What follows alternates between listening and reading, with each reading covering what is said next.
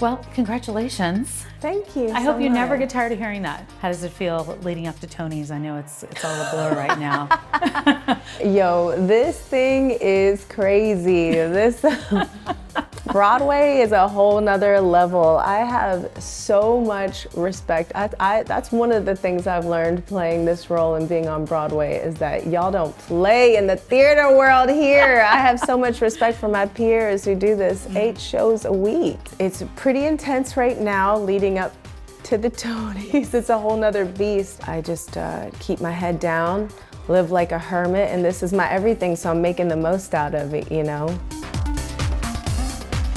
I feel like you have had quite the whirlwind, but it's something that you have dreamed about, really, your entire life. You've always loved Broadway, and I don't think I knew that. A lot of people didn't realize that I grew up loving theater and musical theater. I went to a youth performing arts high school where actually some of my best friends from that high school are in New York now. I have that community that is my family still with me here. But yeah, I grew up loving musical theater. That was the dream. I was like, part of me loved Whitney Houston and Paula Abdul, and the other part of me loved Miss Saigon and Les Mis. But that's amazing. What a full circle moment to be back here, knowing people that are surrounding you in the community like that. It is a full circle moment. I mean, for me, you know, having toured the world and been a pop star, my biggest dream was always to do Broadway. But I think not only the fact that I've made it to Broadway, but it's this show, this role, this production. And that's what has made it so special. And it's just been overwhelming to be able to connect with other people through my performance, to connect on a soul level, on a spiritual level. That's the ultimate dream for me, to finally be able to share all of my gifts, all of my abilities with the world, with Broadway, with these audiences. I'm just so grateful. I mean, you're moving people. You are touching people in a way that, you know, doesn't often happen. Tamsin, I have been working towards this, fighting towards this, preparing for this for over 30 years.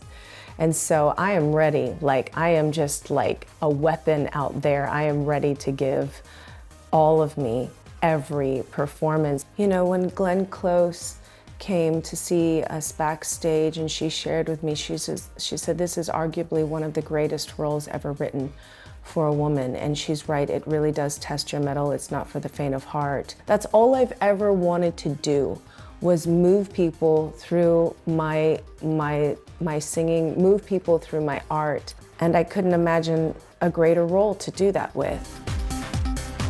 When you look at this role and you look at Norma Desmond, do you look at similarities and say, like, I understand who this person is, I see what that is, I understand those fears that we all face? Mm-hmm. That's how my director roped me in. He said, just read the script. Don't watch the film, just read the script. And when I read her story, I just understood her. I understood the complexities of her, and I understood what it's like to be in an industry and then to feel disposable and to feel like you are discarded or you've gone out of fashion and your time is up. All those scary, scary words. All those scary words that happen too young. They start looking at you like that once you hit the 30s. You know what I mean? In the 40s. It used to, forget the 40s, it was like the 30s now. Yes, but now it's crazy. I mean, there's a line in our show that says, wow, is that Norma Desmond? What is she, like 1,000,000 years old or something? And it's how people look at you. And that's the tragedy of it, is that I'm in my prime. I've never been in better shape. I've never been stronger mentally, physically, spiritually. This is my time to create meaningful art. This is the time that I should be working now more than ever. Relating to her as a human. I think a lot of people want to be seen.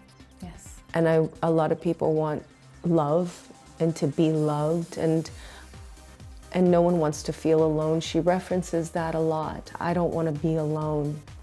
That's all in the past. And I've definitely, in this industry, have struggled with being alone and feeling abandonment and struggling with, am I enough? And as hard as it is to say, you know, as much prayer, meditation, and life coaching that I have had done, it does feel rewarding to have that validation, those words of affirmation, to feel like I am being seen, and that's why these giants that have come before me, for them to be so generous with their words, it really like fills my heart.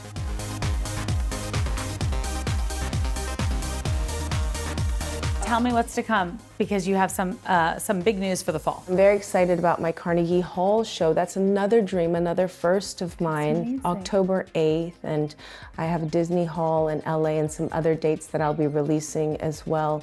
But right now, I'm just living and committing my whole every breath to Norma Desmond, because my show ends July 13th, and I'm so sad the thought of that, it's going to be ending. So I'm just trying to really be in the present moment and give every breath and every beat of my heart to Norma and to my beautiful cast and crew and company of Sunset Boulevard. After that, I don't know what for sure I'm going to be doing, but I'm going to keep an open mind and an open heart, because that's what has gotten me here.